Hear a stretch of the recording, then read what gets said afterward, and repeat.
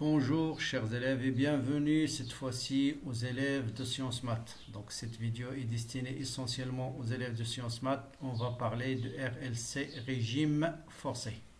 Donc je vais rappeler les résultats essentiels à savoir et je vais vous proposer quelques exercices et un problème type baccalauréat. Donc plusieurs élèves me demandent est-ce qu'il y a des vidéos pour sciences maths. Vous avez toute une playlist réservée que pour les sciences maths où vous avez tous les sujets, pas mal de sujets de baccalauréat corrigés. Vous avez des sujets par thème, c'est-à-dire par exemple tous les sujets sur le circuit, sur le nucléaire, tous les sujets sur le circuit RC, sur les ondes depuis 2008 jusqu'à 2020. Bon, il suffit de taper la Hussein Haji sur YouTube, allez dans la chaîne, tapez sur playlist, voilà playlist, et vous avez une playlist spéciale, on va la retrouver tout de suite, voilà Bac Sciences Maths 2020, hop, voilà Bac Sciences Maths 2020, et vous avez voilà corrigé de tous les bacs sur les ondes depuis 2010 jusqu'à 2020, vous avez corrigé de sciences maths, nucléaire, corrigé de tous les examens sur le nucléaire, corrigé de 2020 et ainsi de suite. Vous avez pas mal de contributions sur cette chaîne. L'électricité, circuit RL, RLC, les rattrapages et ainsi de suite. Donc vous avez énormément de cours vidéo sur la chaîne. Il suffit de les retrouver sur la playlist Bac Sciences Maths 2020. Revenons donc à cette série que je vous propose. Beaucoup m'ont le demandé. Donc voilà, je vais rappeler les résultats essentiels du cours. Donc un circuit RLC libre, vous n'avez pas de générateur, c'est pourquoi on l'appelle libre. Un régime forcé, on l'appelle forcé. Pourquoi? Parce que c'est un générateur qui impose la fréquence du circuit. Alors que dans un circuit RLC, dès que je ferme l'interrupteur, vous avez trois types de régimes, pseudo-périodique, critique ou apériodique, ça dépend des paramètres de circuit.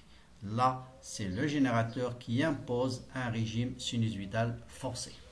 Donc toujours la loi, la somme des tensions est égale à E est égale à U de L plus U de R et plus U de C. On pose U de T par exemple égale la tension fournie par le générateur en choisissant son déphasage égal à 0, c'est son amplitude fois cosinus oméga T. Et ou bien E efficace racine de 2 cosinus oméga T. Tout de suite ici, on fait la différence entre l'amplitude maximale et la tension efficace. Donc l'amplitude maximale qu'on mesure par exemple sur un oscilloscope et la densité efficace fournie par un ampèremètre. Un ampèremètre. Et donc faites attention dans le texte, des fois on vous donne IM, des fois on vous donne I efficace. Donc vous avez un facteur racine de 2 entre les deux. Et vous avez bien sûr le courant, il est déphasé par rapport à la tension et son déphasage c'est phi. Le but de tout ça, c'est de déterminer IM, de déterminer UM, de déterminer phi et ainsi de suite. Si phi est positif, on dit que le courant est en avance de phase par rapport à la tension. Si phi est négatif, le courant est en retard de phase par rapport à la tension. Maintenant, chaque dipôle ici possède ce qu'on appelle une impédance. La résistance c'est R, une impédance c'est J et l'oméga. Le condensateur c'est 1 sur J, C oméga. Et on pose E est égal la somme des impédances, somme des Z fois I. Donc c'est J à l'oméga plus 1 sur J sur oméga plus R le tout fois I. Donc voilà. Donc on va utiliser les notations complexes pour simplifier. Donc IM cosinus oméga T plus phi, on peut le remplacer par IM racine de 2 exponentielle J oméga T plus phi. Bon, je ne sais pas si vous avez utilisé une notation complexe, mais on peut faire sans les notations complexes. Donc en remplaçant U de L par sa valeur RI, ici GL oméga, ici 1 sur GC oméga, on trouve I égale à E sur Z. Donc tout ça, on va le noter Z. Voilà, Z, tout ça, c'est l'impédance totale du circuit. Donc I égale à E sur Z, voilà la relation qui est valable. Avec Z, c'est un nombre complexe qui vaut R plus J facteur de L oméga moins 1 sur C oméga. Vous avez son module, c'est A carré plus B carré, racine carrée de A carré plus B carré, et son déphasage, θ, c'est B sur A, c'est-à-dire B, vous avez un nombre complexe, Z est égal à A plus IB, le module c'est racine carrée de A carré plus B carré, et son argument, tangente θ, je vous rappelle, c'est B sur A. Donc vous avez tangente θ ici, c'est L oméga moins 1 sur C oméga sur R. Bien, donc à partir de cette relation, on peut déterminer l'amplitude IM. Donc voilà, IM, elle est là, c'est l'amplitude de M sur le module de Z. Donc voilà, donc IM est égal à EM sur Z. Voilà, c'est cette relation la plus importante ici à retenir. Ensuite, qu'est-ce qu'on peut retenir aussi? La relation entre le déphasage phi, entre le courant et la tension, et l'argument de Z, vous avez phi égale à moins θ. Donc je peux déterminer tangente phi, c'est égal à moins L oméga, moins 1 sur C oméga sur R. Voilà les résultats essentiels. On peut ajouter aussi, bien sûr, donc vous avez tangente phi est égal à L oméga moins 1 sur C oméga sur R, avec en plus cosinus phi est égal à cosinus θ, c'est toujours positif. Donc à la résonance, souvent on pose juste des questions, qu'est-ce qui se passe à la résonance? Voilà que si je trace I en fonction de la fréquence, on va voir qu'à un certain moment il passe par un maximum, et ce point-là, c'est ce qu'on appelle la résonance. Et en ce point, il y a certaines propriétés très importantes. La première, c'est que I est égal à sa valeur maximum, le déphasage entre le courant et la tension est nul, et l'impédance du circuit se réduit à la résistance. Ça veut dire que L oméga est égal à 1 sur C oméga, ou bien LC oméga carré est égal à 1. Autrement dit, vous avez UM à la résonance est égal à R fois IM. Voilà. Et la puissance fournie par le générateur, c'est UM fois IM cosinus phi. À la résonance, le déphasage est nul, donc il se réduit aussi. Des fois, on vous pose des questions sur la puissance. Autre chose à déterminer, ce qu'on appelle la bande passante, c'est-à-dire la largeur de cette courbe-là. Donc on définit F0, c'est la fréquence de résonance, et c'est celle qui correspond à IM. Ensuite, on cherche IM sur racine de 2, et l'intersection avec la courbe va vous donner deux valeurs. La première, on va la noter F1, la deuxième, on va la noter F2, et cette largeur F2 moins F1, c'est ce qu'on appelle delta de F. Et on définit le facteur de surtension, c'est F0 sur delta F, qui est égal aussi à UC max sur E max, qui est en même temps UL max sur U max. Voilà surtout ces relations les plus importantes. Souvent sur RLC, on vous pose souvent des questions relatives soit à la résonance, soit à la bande passante. C'est-à-dire ces deux relations. Voilà. Vous pouvez regarder tous les anciens bacs. En général, ça tourne autour de ça. Bien, voilà maintenant quelques exercices d'application. D'abord, je commence par un QCM pour appliquer les questions de cours, répondre juste par vrai ou faux. On vous dit la valeur efficace. Donc, faites attention, c'est efficace de la tension au bord du circuit est égal à 2 volts. On fait varier la fréquence, on obtient la courbe ci-dessous. IM en fonction de la fréquence. L'inductance est égale à 1 Henry. La valeur de la résistance de circuit, donc là, est-ce que c'est 20 ohms? Répondre par vrai ou faux. Est-ce que la capacité c'est 1 microfarad? Est-ce que la bande passante est de l'ordre de 30 Hz? Est-ce que pour diminuer cette bande passante, pour que j'ai une courbe très aiguë, est-ce qu'il faut diminuer la résistance? Voilà, donc là, posez-vous devant vous les formules et vous allez voir la réponse, elle est très simple. Je passe à un exercice. Soit un dipôle RLC de capacité 1 nanofarad, L égale à 1 Henry, alimenté par une tension. Donc là, vous pouvez déduire tout de suite que UM égale à 10 volts. Quelle est la fréquence propre du dipôle? Lorsque la fréquence du générateur est égale à la fréquence propre, c'est-à-dire lorsque vous êtes à la résonance, la valeur maximale de l'intensité est égale à 1 mA, quelle est alors la résistance du circuit? On vous donne le facteur de qualité, en déduire la bande passante, c'est-à-dire la largeur, delta F. Et quelle est la puissance fournie par le dipôle, au dipôle, par le générateur à la fréquence propre. Vous voyez que les résultats, les questions tout à l'heure, pouvaient répondre à toutes ces questions. Et vraiment, ce sont des types de questions qu'on vous pose au baccalauréat. Ce n'est pas extrêmement difficile. Un autre exercice, soit on considère le circuit C1, RLC, dont le générateur délivre une tension sinusoïdale, le circuit est le siège d'oscillation forcée. Pourquoi on l'appelle régime forcé? J'ai déjà répondu tout à l'heure. On visualise, là, faites attention au juste. Qu'est-ce qu'on vous donne? Est-ce que c'est UR ou bien IM? Là, c'est la tension au bord de la résistance qu'on visualise en fonction du temps.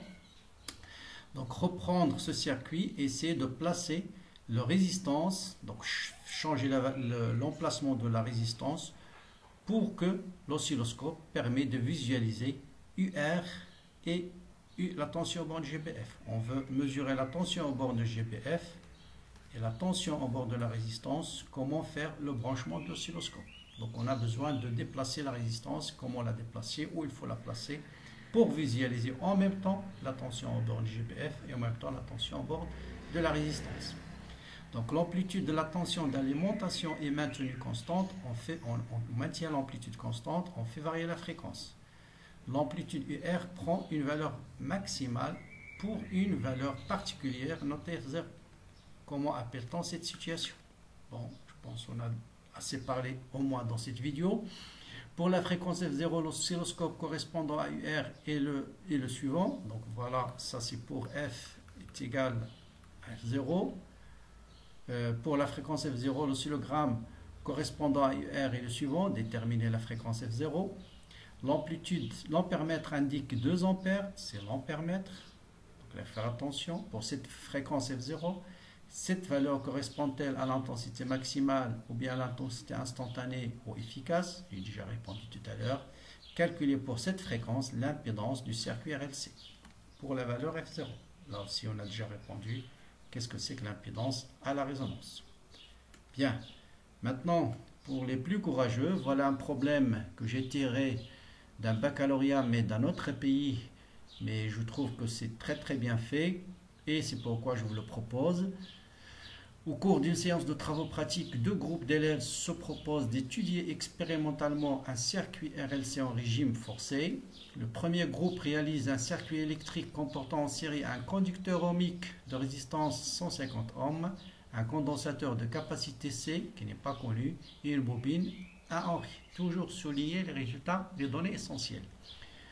De résistance négligeable. Le générateur délivre une tension, donc tout de suite je vous conseille de noter que Umax est égal à 2 volts, de pulsation oméga et de valeur efficace U constante. Le courant traversant ce circuit est I2 sinus oméga t plus phi. Un oscilloscope est branché de manière à visualiser en même temps la tension au bord du générateur et la tension au bord de la résistance. On vous donne la base du temps 1 mV par division et la base verticale 1 volt par division. Schématiser le circuit adéquat avec les données de l'exercice et indiquer les connexions à l'oscilloscope. C'est la même question que tout à l'heure.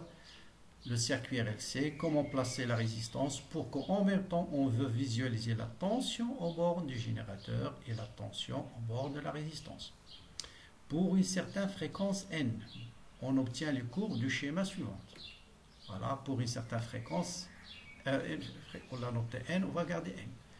Montrer que la courbe C1 représente la tension I de T. Ça veut dire la tension au bord du générateur. Là, il faut bien réfléchir aux formules. Pourquoi? Obligatoirement, ça c'est la tension au bord du générateur et donc ça sera la tension au bord de la résistance. Il faut le justifier. Déterminer alors la fréquence N des tensions I de T et I de R. Bien sûr, ils ont la même fréquence. Régime forcé, c'est le générateur qui impose la fréquence. L'impédance Z de circuit à cette fréquence, il faut la déterminer. Donc il faut déterminer la fréquence. L'impédance, là bien sûr vous n'êtes pas à la résonance. Et le déphasage. Voilà, à partir de cette courbe, il faut être capable de déterminer la fréquence du circuit, son impédance et le déphasage. Maintenant, une deuxième expérience, un deuxième groupe souhaite construire point par point la courbe I de M en fonction de N, où IM représente l'intensité maximale et N la fréquence. Il monte en série une autre résistance qu'on va prendre R' et une inductance L', une résistance toujours négligeable, un condensateur C', un ampèremètre, une résistance négligeable. Au bord de la portion de circuit insérée, allez-y, il applique la tension I de T, de fréquence N variable, d'amplitude UM constante. Voilà cette fois-ci la nouvelle fréquence que le deuxième groupe applique. Autrement dit, pour E, Umax est égal à 4 volts.